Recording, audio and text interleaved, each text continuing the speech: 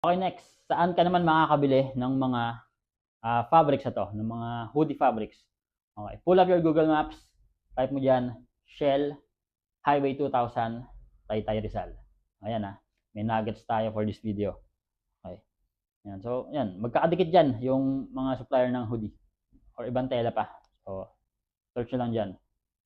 Okay. Then, if kailangan nyo ng cut and sew, syempre, kami. Nagka-cut and sew kami. PM mo na ako. So, that's it for this video. And thank you sa panonood. Kung meron ka natutunan sa video na to, type mo naman, Team Hoodie.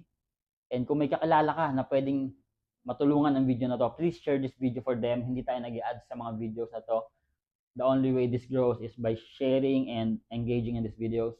And gagawa pa tayo ng maraming videos for this page. So, ayan. Thank you so much. Bye.